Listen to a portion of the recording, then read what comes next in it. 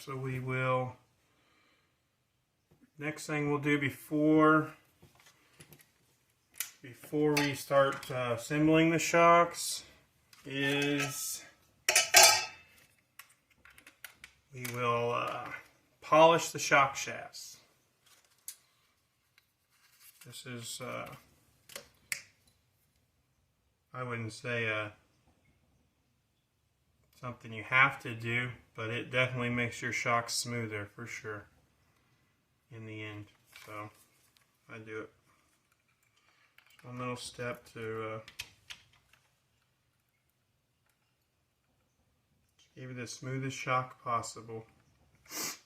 You do want to be careful that you don't get this thing all wobbling and bend your shock shaft though.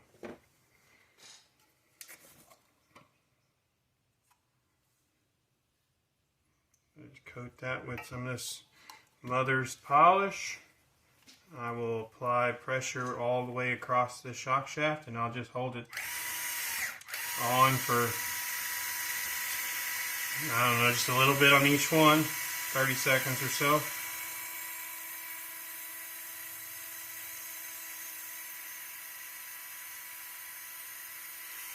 And it just pulls all the oils and unshined finish off the outside. It gives you a nice polished, smooth edge to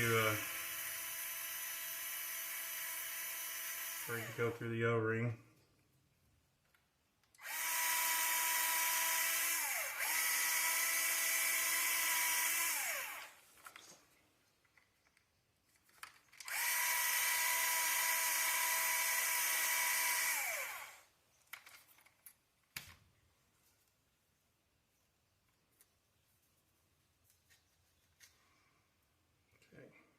So that is a substantial difference, clearly. I don't know if it comes through the video or not, but that is a pretty substantial difference.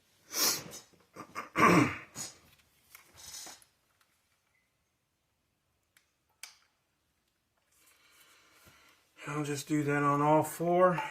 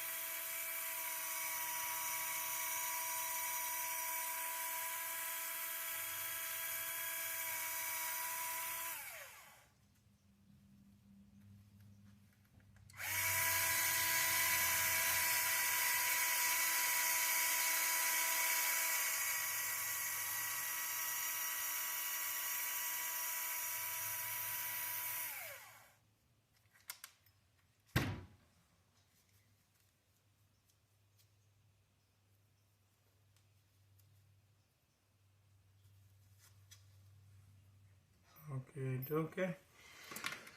So now that you got that done,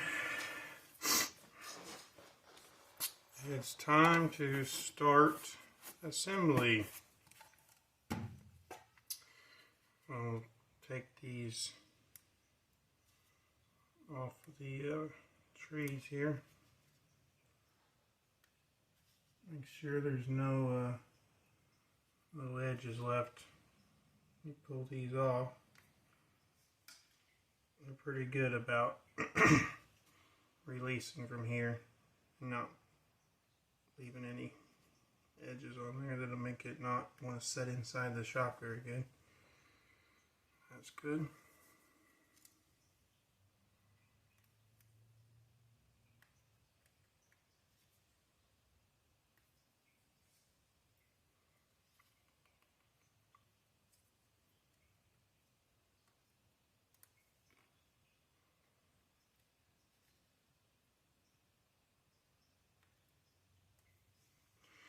All good there?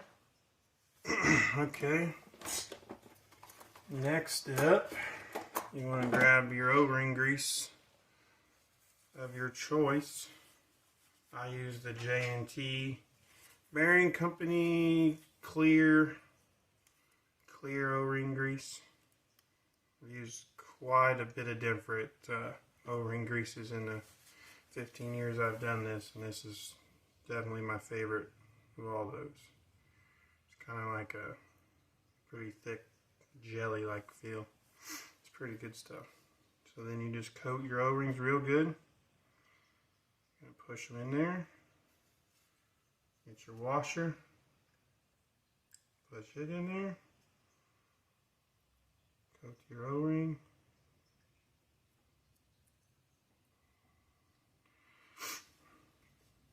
And then take your final little spacer there.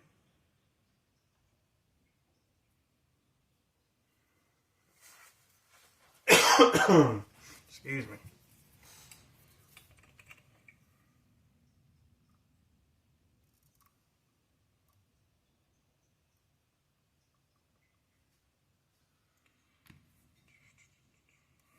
Put the cap on there.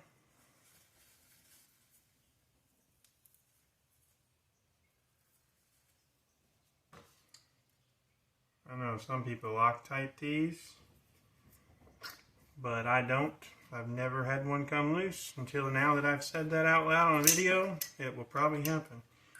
But I just make sure my threads are clean before I put it on, and then tighten it tight with these. And I've never had one come loose. That definitely did not go how it's supposed to go. So this washer here did not go into the actual groove there that it's supposed to, the little hole. It kind of got pushed around sideways. So what I'm going to do is press it into this hole first and then screw the cap on. If it, like I had it before, if I had left it like that, that shock shaft would have been extremely tight.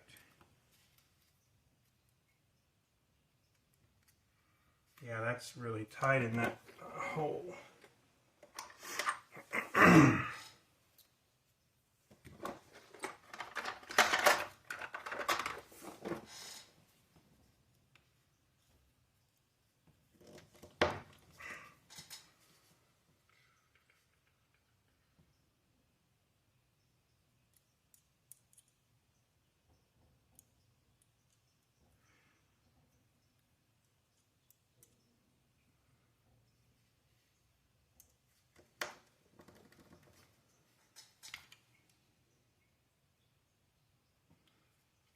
You just want to make sure that that gets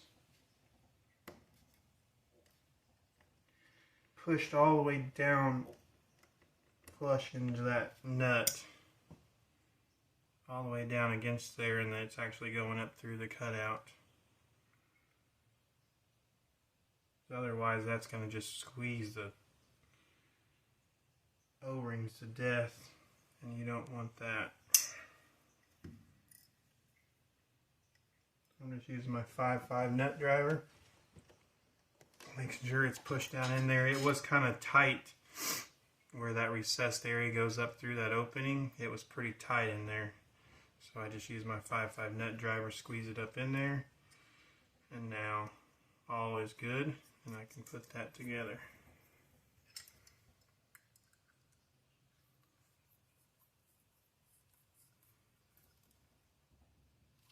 And now that's right where you want it, so when you put the shaft through there, it's not going to be putting extra pressure on the O-rings, making it crazy tight on the shock shaft.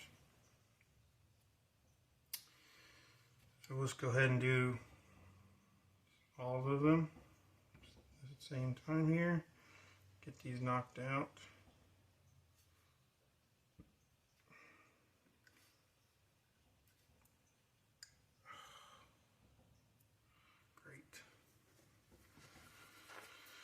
Alright, so now this washer just doesn't seem to want to go in there, seems too tight.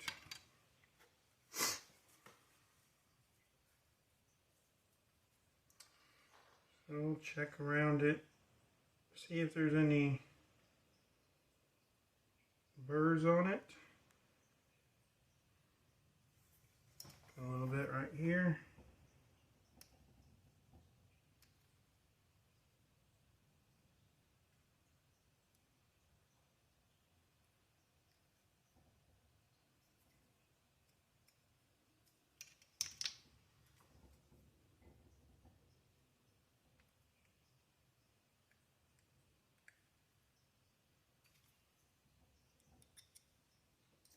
That'll work. Okay.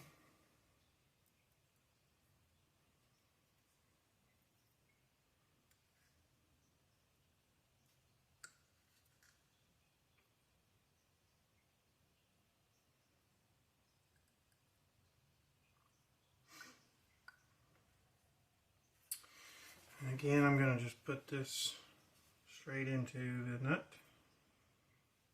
Assuming it's the same as the last one, it's going to be tight, so I'll just push it into the nut. That one actually went in there really easy, so that's good. Clean my threads off, and then screw this on.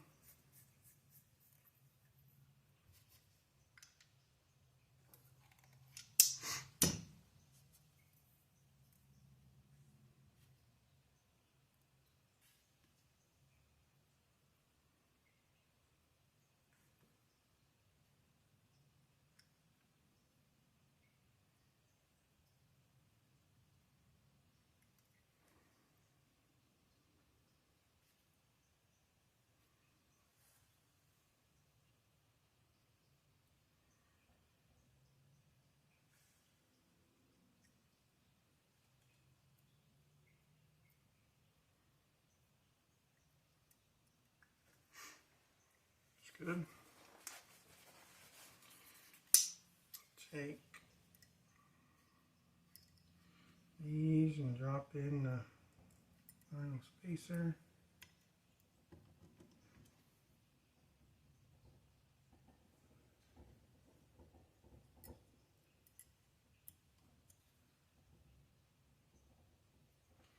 Looks good.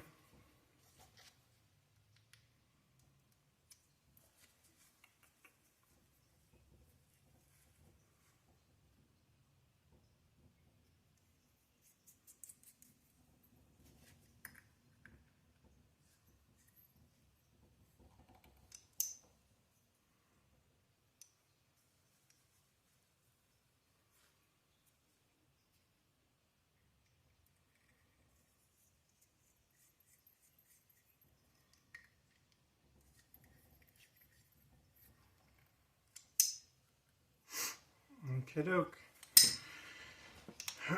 Next step is to get the piston on the shaft. I use VRP XV3 pistons. Nothing wrong with the stock. If you want to use them, you can.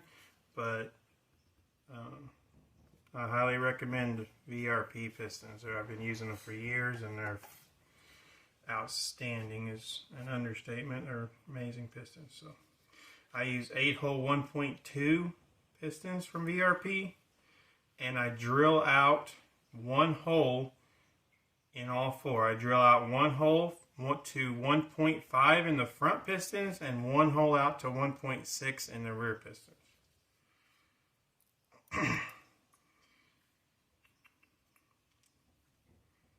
That's just my current setup. There's multiple really good setups as far as piston goes. I've tried quite a bit, and there's a lot out there that's I would call pretty decent.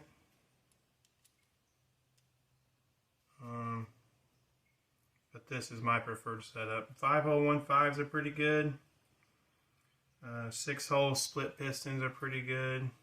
So there's quite a few options out there that work well depending on your track that you run on. Just important to test on your own and find what you like. I will say that something that's pretty important and a lot of people overlook is the size, the actual size of the piston. So the diameter of the piston in conjunction with the size of the shock body. So that's what's going to control how much blow-by you have, which is how much oil goes around the outside of the piston as it's going through the stroke. So as a kind of an industry standard is 0.10 to 0.15 blow-by. The difference between the size of the body and the size of the piston, that's kind of an industry standard, is somewhere in that window. Our shock bodies are 16 millimeters even. I requested 15.9 millimeter diameter pistons from VRP, so that's what mine are, is 15.9. And that gives you just a perfectly smooth piston with very minimal blow-by on the outside of the piston. That's 0.10 is how much blow-by I have on mine. So if you have more blow-by, you're just going to have less pack. You have less blow-by, you're going to have less pack. So that's just something to keep in mind and not overlook. Another thing, if you do buy VRP pistons, you don't want the piston to rotate.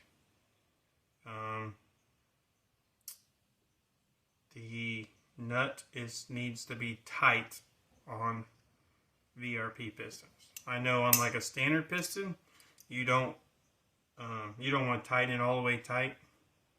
And leave it just kind of like snug, because there's some plastic materials they use on that actually kind of squish the piston a little bit. You don't want that, but on these valve pistons, you got to run it tight. You don't want it moving around.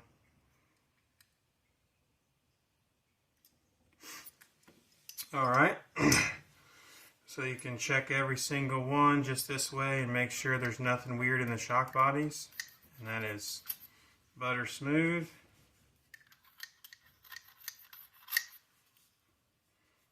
Never know with machining stuff. You just, every once in a while you can get something crazy, and it happens. Okay. Next step, we will drop in our shock shafts. I don't even put any oil on this or nothing. I grease those O-rings so well that it gives a protection against those threads. So I'll just, I will twist it as I push it through the O-rings, just to not be careful that I don't damage the O-rings in any way. Just twist it right through. Once you get it through, just kind of pull it out, work it all around, and That feels good. Nice and smooth. Not excessively tight, but you can feel the pressure of the O-rings doing their job, sealing the shock.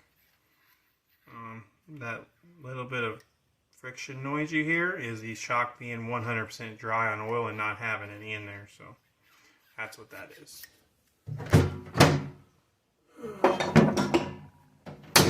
We'll get a shock stand put over here, and I will drop in my shock oil with the pistons I described. My baseline shock oil is 550-400. That's pretty good setup for 60-70 degree weather. That is an absolute butter smooth shock. Feels just amazing. So you'll set that there and let it get the air bubbles out, and do the same thing on the others.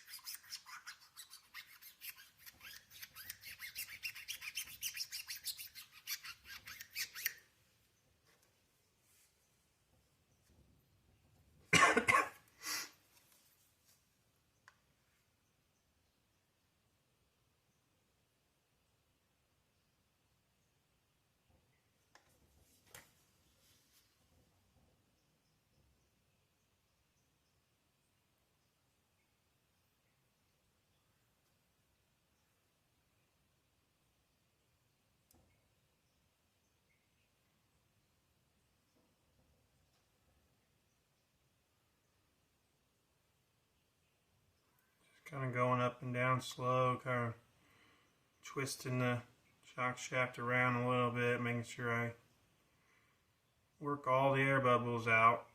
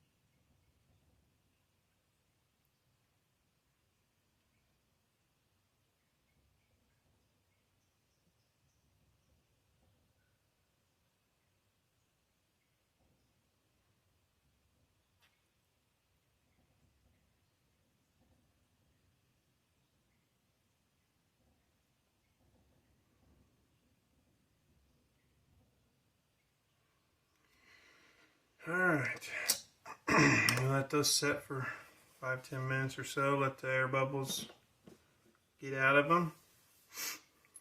While you do that, you can get your shock caps ready to go. Put your emulsion seal in there.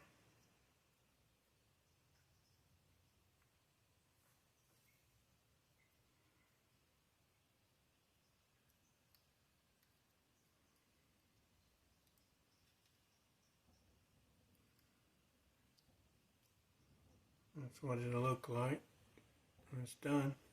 Nice clean seal, nice open center, nice little bleeding area there.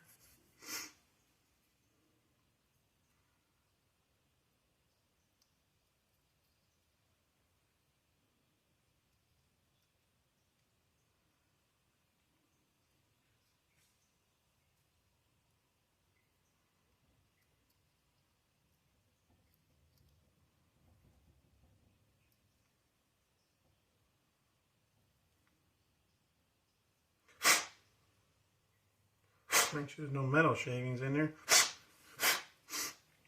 Okay, and we can put these O-rings in here.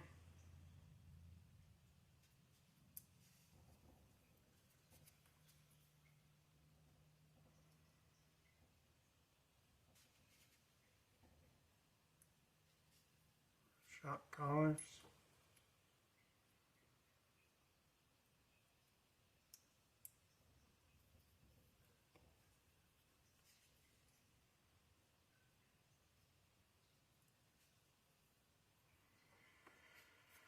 And then we'll go ahead and pop in these balls into the shock ends.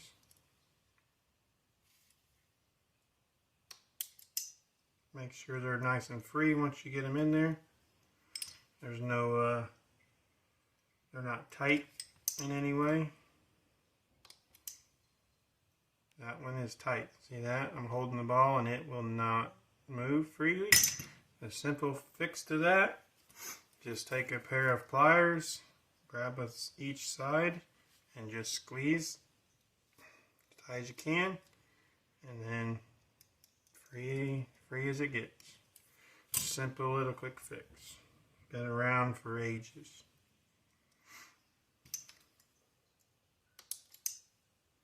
Another one. That one's excessively tight too. Sometimes also another trick you can do is just simply pop the ball back out and then pop it back in, and sometimes that will work as well.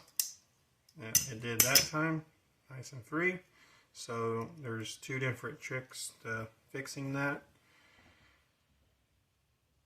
you can do.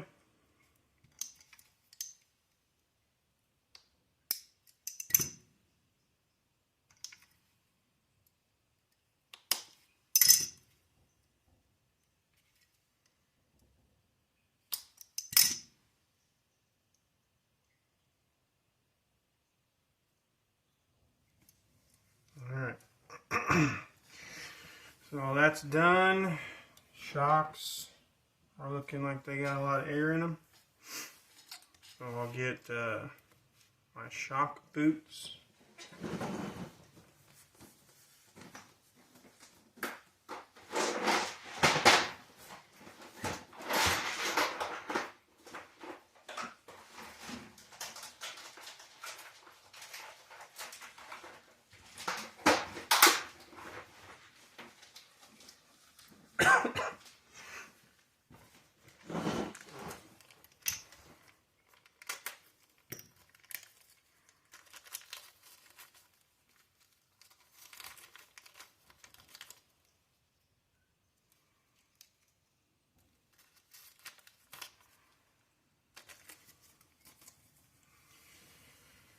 Okay, so we'll go ahead.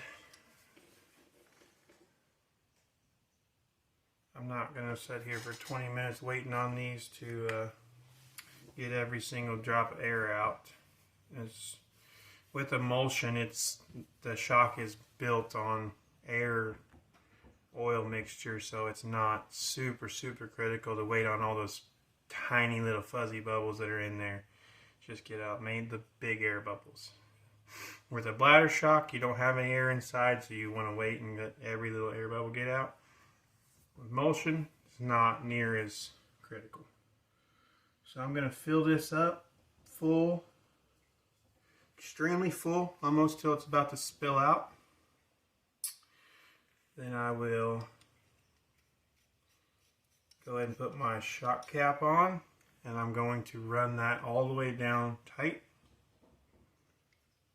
Here.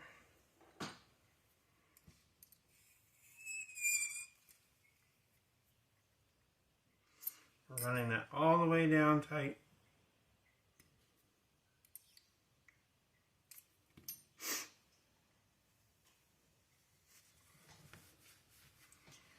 And then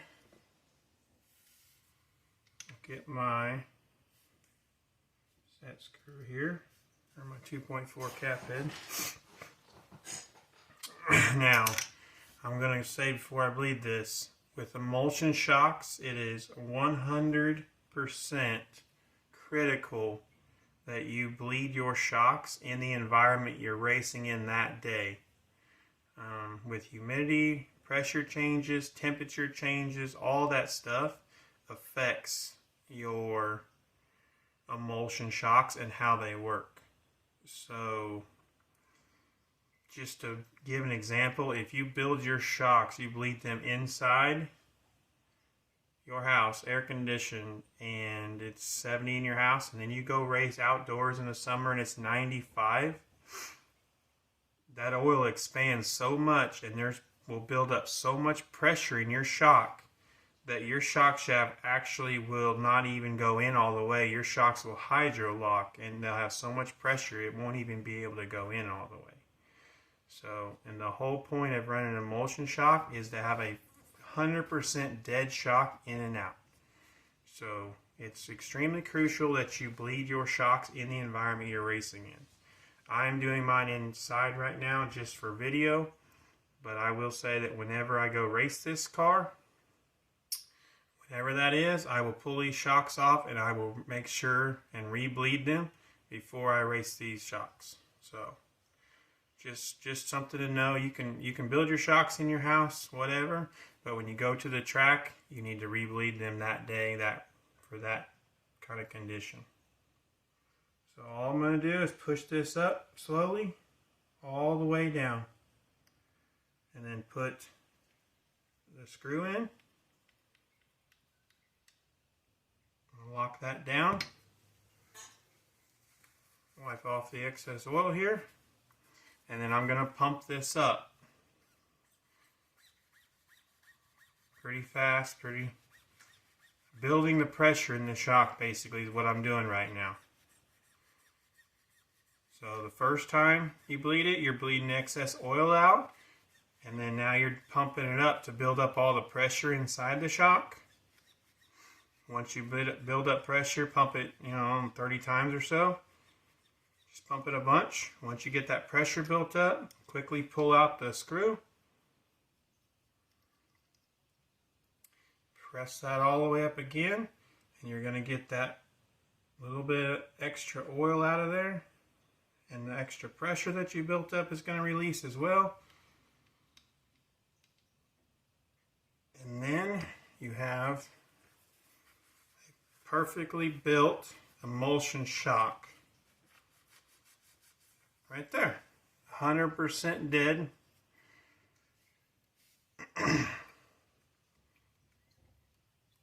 Smooth as butter and 100% dead emulsion shock. So, what I will say is the bladder shocks are not junk. This is obviously a lot of work. Hopefully WRC starts doing these for us at the factory soon. But with off-road racing, and especially if your track gets rough or bumpy, the advantages to running emulsion is huge in my opinion. It is so much easier to drive. The car creates more grip. It doesn't react as fast. It slows all the response down. It goes over imperfections in the track a lot better and don't get upset. With bladder shocks, everything reacts so fast, and it just makes the car hard to drive, in my opinion, as fast as the shock reacts with that bladder in there. It has potential. It does carry more corner speed with the bladders, but in most off-road tracks, that's not necessary. I mean, most of our tracks are, I hope they're off-road like, but some are not, so it is what it is. So I'll go ahead and just fully complete this shock. I'll screw on the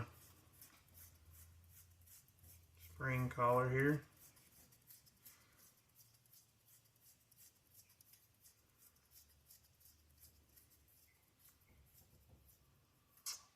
Pretty good. I'll slide on my shock boot.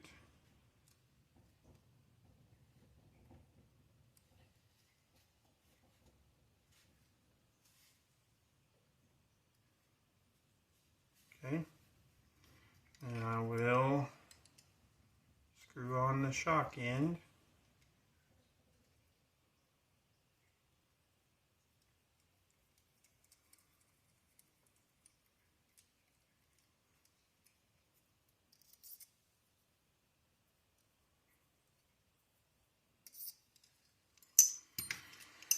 And then you want to measure your shock length when you build these. You want to measure from the bottom of the collar here to the top of the shock end here. These shock boots are so thin that I don't even pull it down. It doesn't affect it. Not enough to matter. So I screwed that on way too far. So the shock length that I run is 43 millimeters on the rear and 32 millimeters on the front.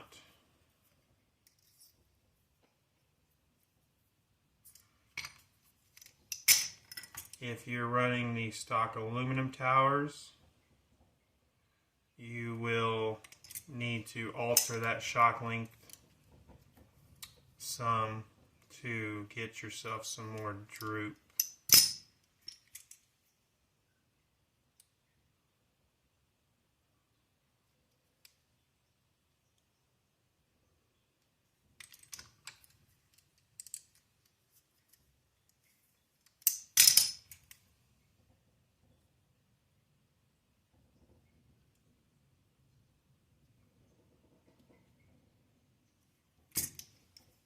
I'm pretty anal about this, getting right on the money. It's probably not that critical that it's absolutely perfect, but I get it. 4301, so yeah, I get it. Pretty dang crucial. Right on the money for me, but okay. So then you're just going to drop your spring on there, and what I do is I run this bleeder screw on the inside, so when you mount them to the car, the bleeder screw is pointing to the inside of the car, so that like on the front, especially when you flip over, it don't fill that bleeder screw up with dirt and stuff.